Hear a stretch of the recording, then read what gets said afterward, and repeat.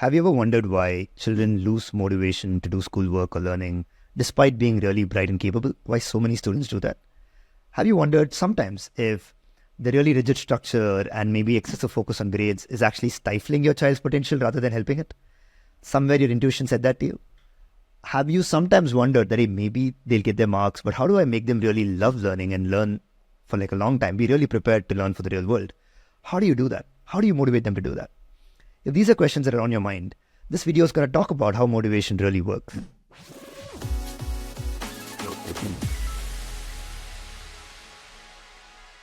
I'm going to start this by asking a question, a series of questions. Question one, a teacher, this is true by the way, recently told me that the way she motivates her children to learn is by collecting all this material. She's a math teacher that she's really passionate about, that she found so exciting when she learned, and then sharing it with the children. And she waits for them also to develop that passion for math. Another teacher told me that, hey, all this, really making it sweet for them, etc., doesn't really work. What she does is tells children, hey, this is a hard thing. And 30% of children only learn it.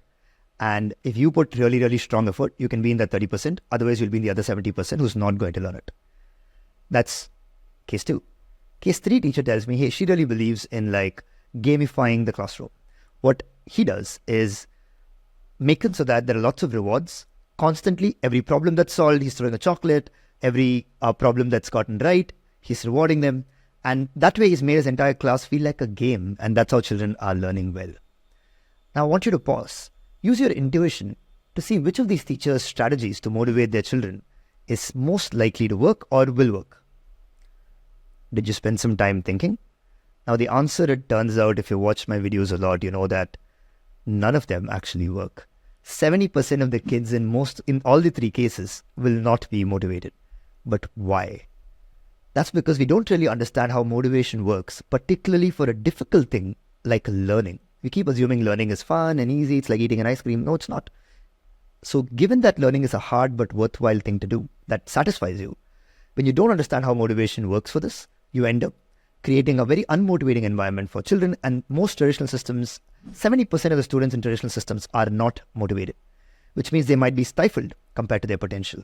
In this video, let's jump in and find out why. And in case you're new to this channel, my name is Anand Srinivas, and at Stay Curious, we have a mission to bring learning science research, which is research on how the brain learns, to make educational outcomes be hit for millions of students. And we boiled it down to three core problems we need to solve in education to actually meet learning outcomes at scale. The first one is called the explanation problem. How are children going to get quality explanations? Second problem is called the feedback problem. How are children going to get the right kind of feedback-rich environment that they need? Problem three is what we're going to focus on today, which is the motivation problem. How are we going to create sustained long-term motivation in students so that they can actually learn the things they need to succeed in the real world? And why this matters so much is that motivation plays such a key role when it comes to reaching learning outcomes for students. And it's really misunderstood. So I want to focus on that in this video because it's one of the most misunderstood areas of how learning works. So let's jump right in. But before we jump into how to be motivated to learn, there are some beliefs I've seen about learning that are limiting beliefs that actually prevent us from motivating ourselves or students or our children to learn.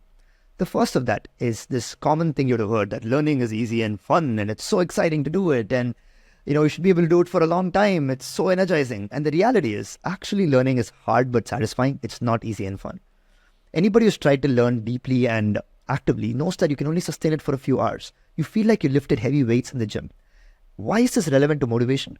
If you think of a thing like almost it's like, lifting heavy weights in a gym, the way you'll try to motivate others, the way, how long you think they can do it, what realistic expectations you'll set, all will be different from if you imagine it to be like watching Netflix. Like, I can do it for 8 hours if only you set your mind to it. And this kind of thinking that learning is easy and fun makes many parents or teachers think that somebody's not learning, they must just be lazy or not interested in the subject. But a lot of times there's something deeper going on, and that's what we'll explore. The second belief is that knowing how to learn something effectively is just intuitive. All humans know it. Humans intuitively have the ability to speak as a child. Just watch adults around you will speak. But we do not have an intuitive ability to learn math or read and write or learn advanced logical concepts. It's really unnatural. And any learner is actually prone to making a lot of mistakes because they don't know how to learn it effectively. And why is this relevant? if we don't teach somebody how to learn effectively, they end up doing what's called pseudo learning. They try to learn thinking in ways that they think are right, and it doesn't work. And initially it looks like it works, so they feel really confident. But then suddenly they notice they haven't learned much at all after multiple months, and their motivation just crashes. And it's much harder to bring that back after that. So both these beliefs, that learning is easy and fun, can be done for a long time, and second, that learning is intuitive and should just come naturally to you, both are actually harming children motivation. So let's first address those beliefs. Neither of those are true. Now let's jump in and ask, how does motivation actually work for a difficult thing like learning? And before that, have you heard things like, we're just going to gamify education and make it feel like a game, and every child will suddenly feel like they're just playing a game, but wow, magically they learned. Not going to happen. You'll see why that's going to be the case. You might have heard somebody say, what if we just make Netflix-like movies and make it so that children are just watching them, they will learn. You will understand why none of these are going to be true, because learning is essentially rewiring your brain to be able to do complex things in the future that you could not do now. It's a very active process. Believing that you can just trick yourself into learning is like believing you can trick yourself into suddenly one day waking up with a lot of muscle mass and a lot of fitness. Very rarely do you hear somebody saying that, right? You know what, I never realized that I was getting so much fitter. No, most people whom you say are fit have actually taken effort to do it, have created motivation systems to do it, built discipline to do it. So it's much better to understand motivation, learning to be that way, so that you first don't fall for any of these, what I call snake oil tricks that make it sound like somehow they're going to trick learners into learning. Learning is an active, cognitively demanding process, right? With that, let's look at the first theory that I think will set the stage for us. It's called self-determination theory. Basically, if you have to do something as complex and as long-term as learning, especially students who have to learn for years, you have to at least in part tap into their need to be intrinsically motivated. You can't get around it. It doesn't have to be the only form of motivation, but there has to be some part of it. And what makes somebody be intrinsically motivated? And that is that their psychological needs are met when they are doing it. Now, there are 3 psychological needs that are called out. One is autonomy, the need to be able to have some control over their learning. The second is competency, or mastery, the ability to see that you're actually getting better at it and you can get better at it. And third is relatedness or belonging, where you kind of feel like, hey, through this, you're feeling a sense of belonging, a sense of community, right? Super important. Why is this important to set as the first stage? Anything that you do to motivate someone to learn that doesn't do enough of this, meets these psychological needs enough, is bound to fail. Now, can you do more than this? Yes, you can, but you have to start here. Your system has to keep this in mind. And you can already begin to map and see, does the traditional system meet autonomy sufficiently? No, it's too rigid and structured, right? There's very little choice given to students. Does it help students become more and more competent? To meet competence, you have to give feedback that is constructive, timely, actionable, given to the child so that they can actually get enough time to improve. So ample time needs to be given, and targeted constructive feedback has to be given. That has to be personalized. And I'll do an entire separate video on feedback and its role in learning. But just notice that if you don't give good feedback that's personalized, you cannot create mastery or competence. Bang there. Third point, right? How many children are feeling a sense of belonging and a sense of relatedness when it comes to school and traditional systems? It's typically maybe 20 to 30%. So a vast majority of them end up feeling not having their psychological needs met when it comes to the traditional learning environments. And we can dig deeper and deeper into this, but I think the problems with this. Now, a second theory of motivation that will also be relevant for us is called the expectancy value theory. Now, why is this good? And why will this help us take even more intricate decisions when it comes to motivating children? You will see. So the idea here is that in order for someone to be motivated, they need to value the goal. There has to be a goal first, and they have to value that goal, right? And they can derive multiple kinds of values. They might value it because they really like the activity itself. That's called just intrinsic value. Hey, I just like learning maths. I like the feeling of solving problems, or I like exercising, going to the gym. Or it can be attainment value. Attainment value is hey, I love the look I have when I look at the mirror. And that's why I like to go to the gym. The act of working out, maybe not. I like the feeling that I can solve problems really well, or solve difficult problems that need mathematics. Or I like the fact that I'm now able to go after careers that are really good. That's attainment value. Hey, what can I attain because I do this? Then there are also things like extrinsic values. Values like, hey, I want to become an astronaut, or I want to become rich. And I happen to need to learn physics or get a degree to do that. And that's kind of extrinsic value. And there's nothing wrong with it, just that if you rely only on it, there are some risks. Now, one of the big challenges is that a lot of students, though, when you try and understand how they're setting these goals, you'll see that there are some challenges in this goal setting part, if you do wrong, everything else downstream gets affected. But to begin, step one, you need to have goals and value those goals. It can be any of these values. Step two is that you need to expect to succeed in that goal. That's called the expectancy part. So value expectancy theory. The expectancy is, hey, okay, I value the goal and all. I think it's important only. Multiple values are there. That's not the problem. The problem is that I don't think I can do it. Either because I think whatever strategy the people are telling me, I don't think it'll work. Studying and all is not going to take me there. Or I believe that also. I think I know what they're saying is correct, but I don't think I'm capable of doing it. That's the expectancy part. And why this is so important is that so many students that I work with are stuck at the expectancy layer. Even though I've made the mistake as a teacher in the beginning to always think it's the value that I should improve. Oh, you know how important this is, you know how useful it's going to be. They're in their mind, they're like going, dude, I know all that. I just don't believe I can be competent at it. So value expectancy theory makes you really dive deep into each child's psyche and understand that instead of just trivializing someone is not motivated, we can understand why they're not motivated. Now, these two areas are there. You have to value the goal. You have to expect to succeed. The third is you have to feel that the environment that you have is supportive to you. If you have all three of these, then you're motivated. So imagine that if you're working with a student or a child, then they're essentially asking question number one, do I value the goal enough? And multiple values can be there. Second, they're asking like, hey, is whatever they're telling me will take me closer to the goal, will it really work? For example, if somebody is giving you a workout regimen and you don't believe it works, then you're not going to do it. If you don't believe solving 5 problems picked by them is going to make you better at math, you don't feel like doing it. Step 3, okay, cool. I know it's going to take me closer, but can I do it? Do I believe I can get good at it? That's the unconscious question they're asking. And step 4 is, do I perceive my environment as supportive towards this or not? Now, once you see it this way, now you can look at an entire spectrum like I'm showing you here, where why are 70% of the students in traditional systems not motivated? I've always heard this. Anand, whatever you're telling me will work for the 10 to 20% of self-motivated children, but the remaining 70-80%, they're not motivated. And that's like a very hazy picture. But if you dive deep, as you can see over here, the remaining pieces of the class can be broken down into different categories. It's not just that they're not motivated. They are not motivated in a very specific way. And let's look at it, right? So as you can see, right, I'm referring to the image I have over here. You'll see a version of the image on the screen. If somebody does not value the goal at all, right? And if they believe they can't do anything about it, they also don't believe they are good at it. They have no efficacy, we call it. Then they're behaving in a rejecting way. Hey, I neither value this, nor do I think I'm good. So these children end up being in a classroom like, you feel like they are just hardly participating in anything. They are like, yeah, I don't want to do this. I don't want to do that. No, sir, I'm not interested in this. You may have heard students like this or your own children telling, hey, no, I don't want that. And you may have thought, hey, maybe they're just not interested. But it's possible that they neither value it, nor do they feel a sense of efficacy that they can reach it.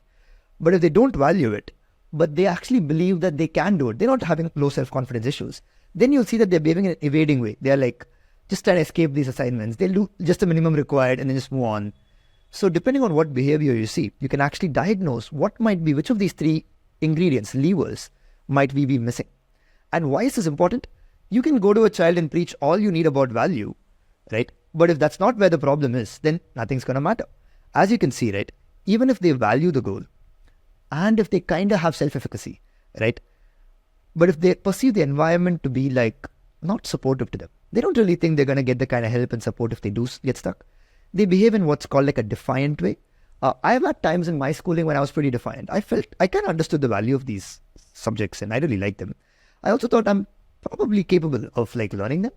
But many times when I didn't perceive the environment to be supportive, I would create havoc in the class. I would try and ask questions and disrupt the class. So that's defiant. And as you can see, there's only one piece in that quadrant where you're actually valuing the goal. You believe you have the capacity to reach that goal, and you also perceive the environment in it to be supportive to you, right? Because some of the problems with creating a supportive environment, but if you miss the fact that children are not feeling self-efficacy, they can feel like, fragile. Have you seen children who are like, they want to try, they like the teacher, but a couple of mistakes and they're like, I'm not good at this. They want to like go back. So first thing, it's not like we can solve this in one shot, okay? But this is the snapshot of how children present themselves to you, depending on where they are on this motivation spectrum.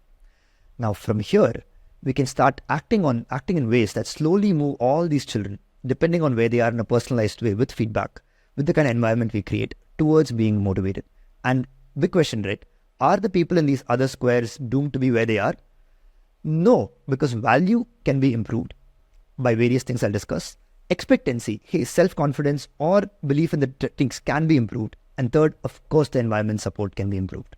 Now that you have a framework, right? A goal with value, expectancy of success, and supportive environment. That's what causes motivation. Let's ask some of the pieces of traditional education, right? Why are they not motivating students? First, an excessive focus on grades and marks towards summative exams. What's the problem with that? Think for a moment. Why is it stifling motivation? So the answer is that when you don't motivate students enough intrinsically, and if it's excessively focused on just grades, their entire focus goes towards what's called performance goals and not other goals that they may value, right? They may value an attainment goal. They may value a social goal. I can meet friends and learn something. But if it's all performance goals, there's research that suggests that having purely performance goals is worse than having learning goals coupled with other things. So let's imagine their goal is to learn this really well versus I have to score 45% or 75% or 95% in this exam. Then there's extra evidence that if you're not doing so well, children switch to what's called performance avoidant goals. They start not setting even performance approach goals. They're not setting I want to get 95. They're like, hey, I don't want to fail. I don't want to. So these are performance avoidant goals. And there's research that suggests that that's one of the worst kind of goals to set. Now you think, how many students do you know that fall under performance approach or performance avoidant goals? I would say most of the students I work with start here. And unless we understand and teach them that, hey, actually you can start with a performance goal, but the sooner you move towards a learning goal and align it with more goals that you value, you will not be able to sustain this fuel. You're using a non-renewable source of energy, let's call it, right? So if you're working with students, either as a parent or a student, or if you're a student yourself, watch out it's okay to start with performance goals, but quickly understand that, hey, the sooner you move to learning goals, the better it is. Second feature of traditional systems, let's understand that, right? It's all this structure, all this lack of choice. Every single hour of yours is regimented, right? What possible problem in motivation can that create? That's right. It's not meeting one of your fundamental psychological needs of autonomy, having choice, self-determination theory, we called it. When it's really stifled, it's part of human nature to lose motivation because one of your deep psychological needs is not met. You probably guessed that one. Third, just having a really one-size-fits-all curriculum and feedback, right? That comes once every delayed feedback that comes in the form of grades once every many months. What's the problem with that? For motivation, see, it has problems with learning also. Children won't even learn well. But let's focus only on motivation right now. Yeah, the problem is that when you do this, children are not able to build the positive expectancy for success. The second piece of this, they're not feeling it. Why? They're not feeling it because in order for you to feel that I can succeed in it, you have to get enough feedback that helps you get better, reach mastery, right? If you're not seeing yourself improving, you're just getting numbers, say, you got 45, so what can I do? Or a grade. Children start slowly losing their expectancy. Hey, maybe I'm just not good at it. They start going down, they develop a fixed mindset, and their expectancy bit goes down. And that's why motivation drops. The fourth is excessive feedback that's either negative or focused on the person. Have you seen this in traditional schools? Hey, you are a good student. Even if it's positive feedback, you're a good student or you're a bad student. A lot of feedback being provided in this angle actually kills motivation. Why is that? There's a lot of research that suggests that people who explain successes and failures to them based on strategies they took, like I put effort, I study these books, are better at staying motivated for the long run than people who tell them stories like, I must be good at this, I must be cut out for it. And the more your environment gives them feedback that makes them feel this way, right? Fixed mindset way, people drastically lose motivation. Why is that? They once again don't form a good expectancy of success because hey, I'm not good at it. Of course I should stop. So with this goal expectancy environment framework, you can explain a lot of the problems with current systems. And of course, I can ask you, right? Hey, what's the problem with an excessively critical, excessively negative focused teacher in a classroom, right? Who's very judgmental, or students who are bullying? That's the environment part, right? If your environment is not supportive, children are going to drastically lose motivation. And so many students tell me they don't perceive their traditional environment as motivating, as supportive at all. They actually perceive it as judgmental and unsupportive. So last piece, a lot of times in traditional education, do you even know where what you're learning applies, right? There is very little real world relevance, right? And true, we can say, hey, 20 years later, it'll be valuable if you want to become and have a degree or something. And just telling that to a child We can argue that that's true only. No, everybody has to, all that is fine. But will a child increase its motivation because of it or reduce? As you predicted, it'll reduce. Why? The value part of this equation is going down, right? They're not really they're seeing one value, a value towards, an extrinsic value towards some other goal, like, I can get a good college and that apparently gives me a better job. But we're doing a really poor job in lining up multiple other motivations we could have given them by showing them where it applies to their future courses, aligning it to their interests. We can do so much more when we show the real world relevance of what they're learning, drastically increases their value. So all of these are ways in which traditional education gets things wrong. But the important question is, what can we do about it? It is quite challenging to motivate students, most of your students, like instead of 30% being motivated, create an environment, design it such that 80% or 90% are motivated. That's the goal. And it's one of the 3 big problems we wrote down at Stay Curious. So how do we propose we solve it? Like I say, education today is better thought of as a design and engineering problem and not as a sort of social issue that we need to virtue signal about. So there are a lot of these principles that we have to put together. We have to create an environment that's intrinsically motivating, an environment that also aligns a lot of their goals, creates good expectancy, creates a supportive environment. That's going to cause most of those kids to move to this motivated square, right, in that grid.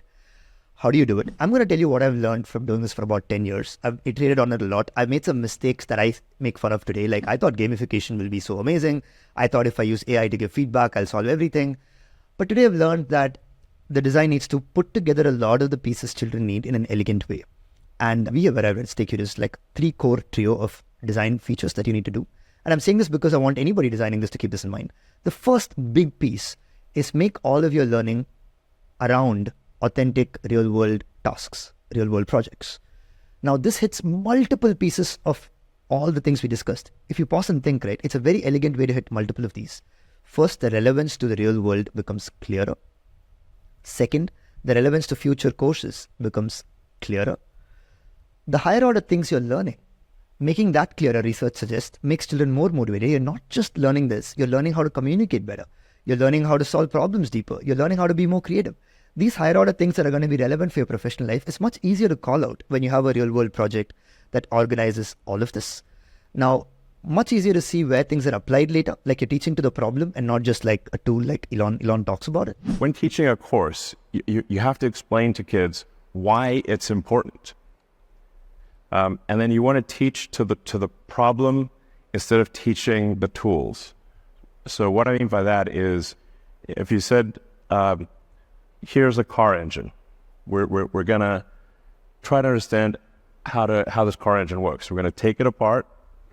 So what do we need to do to take it apart? Well, we need a wrench, we need some screwdrivers, we need a hoist and a pulley, and we're gonna take it apart and we're gonna see how it all works. That's engaging. And along the way, you learn about wrenches and screwdrivers and all the tools that are needed. That actually is engaging and compelling. But the way teaching more typically works is we're going to teach you a course on screwdrivers and a course on wrenches. And you're like, why do I have a course on wrenches? It's not obvious. That would be like, say, a course on calculus without explaining what calculus is used for. Now, just by getting this piece right, that's the highest order bit. We call it, hey, if you're designing a bit pattern of what's the most impactful thing, first piece, authentic real world projects. Second piece, sufficient time to reach mastery in it. Basically, stretch the time out as long as children need. Stretch the level at which they can do it. Yeah, the same project can be done at level 1, level 2, level 3. So there's personalization of what challenge level, how long you need to take, and ongoing feedback during that project rather than waiting for the end of that project to give feedback. Now, which piece do you think this touches the most? Piece 1 touches the value a lot, right? Piece 2 touches the expectancy a lot. Having ample time, having ample actionable constructive feedback given to you, and the level of challenge being picked for you personally can have insane impact on how motivated you feel compared to a different environment. That was our second big learning. Step 3 is provide a supportive tribe with a very low, like a ratio. Like it doesn't feel like a tribe if it's really, really big.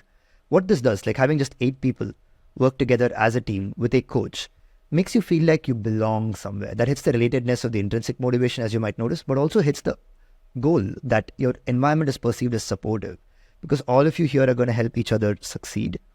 Now, how do you achieve this? By a lot of norm setting, by a lot of belief breaking around, trying to one up each other. So my core trio that we've learned is authentic real world projects, ample time to reach mastery with enough feedback, and a supportive tribe. And this might even sound like, it sounds pretty simple, but it sounds obvious only in hindsight to me as the most important things to focus on as compared to many other things that are competing with me to focus on, right?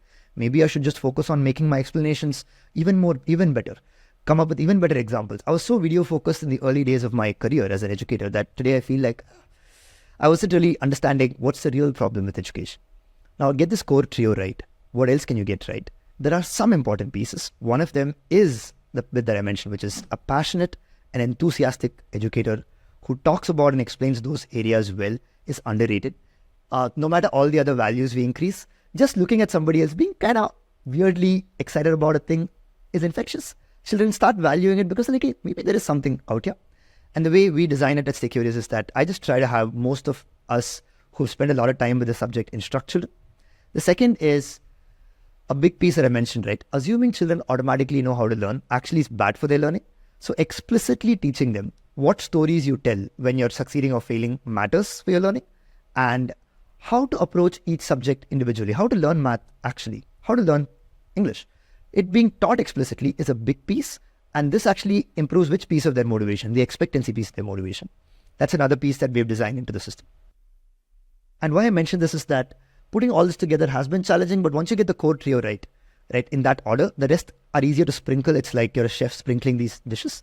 The third is giving autonomy and choice in at what level they're doing that project, how they're expressing that project over time. Increasing their autonomy makes it so that their psychological need is met. Fundamentally, projects are a bit more autonomy friendly than traditional timetables. And the last piece that's really underrated is providing sufficient opportunities to reflect. Why? Just being able to stop and reflect and look back. There's evidence that it improves your understanding of your brain, improves metacognition, we call it. And that increases motivation a lot because you're able to see what you value. And if you did well, right, your expectancy improves because you look back and go, yeah, I did better than that. So structuring enough opportunities for reflection. How do you do this?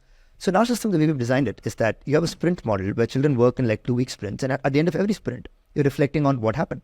It's like being a fresher, like you're working in an agile sprint, and that's how you learn.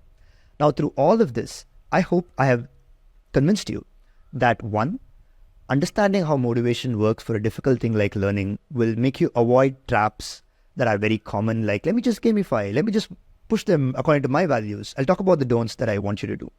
And also gives you a mental model of how we can actually design a system where like 70-80% are motivated, and we're not doomed to being in a system that we have today, which is 80% being not motivated.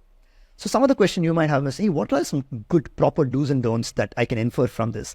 You can pause and think about it. I'll give you a few. One of them that strikes me is like a lot of times I see parents being extremely preachy because coming across as extremely preachy because they are telling students to be motivated. But what are they missing? The child may not have the same motivation style that you do. They may not value the same thing that you're valuing, but you're unconsciously assuming that. That's what the mistake the first teacher made. Just by assuming the children will like the same math material she liked, she has assumed that they value the same things, and children may not. Understanding what they value and then aligning whatever you want them to do to their interests. If you want them to get good at coding or science and you're like, it's going to be so important, it's so beautiful. It's not going to work as much as trying to align it to their interests, trying to increase their value for it, and helping them get started. If they have social goals, helping them do it with their friends, etc. is a great start compared to this. Second, maybe the biggest mistake, maybe I should have started with this one, is using rewards and punishments too much in trying to get them motivated. This is one of the biggest mistakes you need to avoid. Why? Research shows that the moment you take a thing that is kind of inherently enjoyable and satisfying, like learning, can be learned. It's like your acquired taste. And if you provide rewards for it, once you remove the rewards, the motivation for it dips well below where it even started. It's this really short-term thing you're doing, but in the long term, you're really screwing up with their motivation systems. And now you look at it, both traditional schools and a lot of parents quickly jump to providing rewards and punishments. And that's one thing that you should really, really avoid. It causes a lot of downstream impacts. But why is it tempting? A lot of the old things we need to do were menial labor, and this kind of rewards, punishments, etc. kind of works for that. And even if you cut down punishments, you might think it's just rewards I'll do. Even that is not good. And we'll dig deeper into that research. If you're curious, reach out to us. Now, what's the other don't that I want you to really, really avoid? Which is the mistake that the second teacher made, which is calling out that something is very difficult and believing that that's going to motivate the children. They're forgetting that expectancy is a big piece of feeling motivated. And just by saying 30% are only going to be succeeding in the course or doing very well in math or calculus, you are sacrificing some 70% of the children to just motivate the top 5-10%. So if you're trying to call out something is very hard, life's going to be really hard, it's going to be really, what you're really doing is killing motivation for a lot of children whose expectancies are not very high. So some of the don'ts. Now you might have already understood why all the things I mentioned at the beginning are not going to be very effective in motivation, and how you can actually use both self-determination theory and value expectancy theory to motivate children more and create environments that I hope we can create together as parents, teachers, students, who is watching. Each of you has an impact for how you can motivate even yourself or people you work with much better now understanding this.